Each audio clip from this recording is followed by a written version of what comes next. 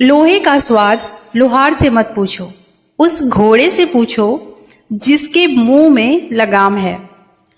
9 नवंबर 1936 को बनारस के खेवली गांव में जन्मे सुदामा पांडे धूमिल जी की ये पंक्तियां उनके प्रथम काव्य कृति संसद से सड़क तक में अंकित हैं। ये हिंदी के साठोत्तरी पीढ़ी के प्रमुख कवि माने जाते हैं। अपने शब्दों की रोशनी से जगत को रास्ता दिखाने वाले ये महान शख्स हिंदी के समकालीन कविता के प्रतिनिधि कवि माने जाते हैं। समकालीन कविता के स्तंभ जन कवि स्वर्गीय सुदामा पांडे धूमिल लोकतंत्र में व्याप्त भ्रष्टाचार, दुर्दशा, यथार्थवादिता आदि तत्वों का समावेश करते अपने कविताओं में जान पड़ते हैं। वे चाहते थे कि कविताओं का इस्तेमाल जनता की भाषा में होना चाहिए। धूमिल आम आदमी की समस्याओं का जिक्र अपनी कविताओं में प्रभावशाली ढंग से करते रहे हैं। महज 38 वर्ष की छोटे से उम्र के सफ़र को तय करते हुए हिंदी साहित्य में अपने बड़े कद को उन्होंने स्थापित किया है। इनकी रचनाओं के वृहत संसार से एक बहुत ही प्रसिद्ध कविता रोटी और संसद, इसको मैं आप सबके सम्मुख लेकर आई हूँ। तो चलिए आज रोटी और संसद इनकी कविता से आपको रूबरू करवाते हैं। एक आदमी रोटी बेलता है, एक आदमी रोटी बेलता है, एक आदमी रोटी खाता है।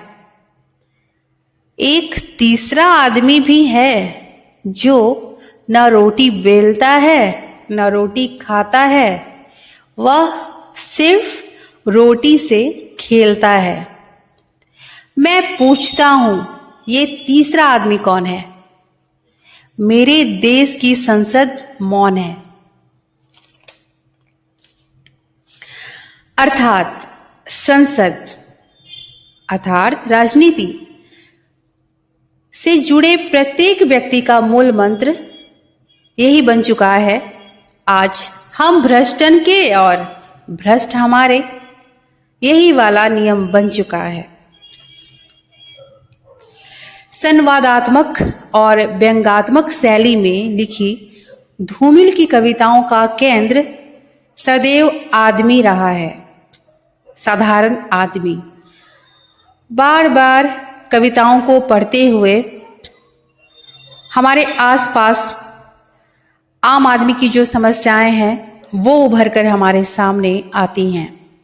संसद और संसद को चलाने वाली राजनीति व्यवस्था आम आदमी के भलाई की बात करती है, पर असल में वे ही टोपीधारी गद्दीधारी आम आदमी के खून चूस रहे हैं। वर्तमान राजनीति में राजनेताओं के चेलों की भी लंबी फौज तैनात हो गई है। ऐसा अवधारणा बन चुका है कि चुपचाप तुम भी खाओ और मैं भी खाता चलूं, और ये धर्म बड़ी ही ईमानदारी से निभाया जा रहा है। यह व्यवस्था चूहों के समान आम आदमी के सपनों को कुतर कुतर के खा रही है।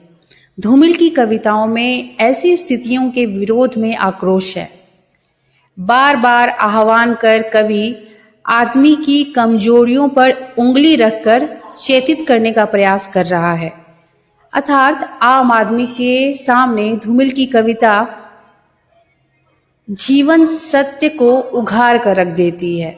जीवन सत्य को हमारे सामने साक्षात प्रस्तुत करने में ये कविता सक्षम है। धन्यवाद।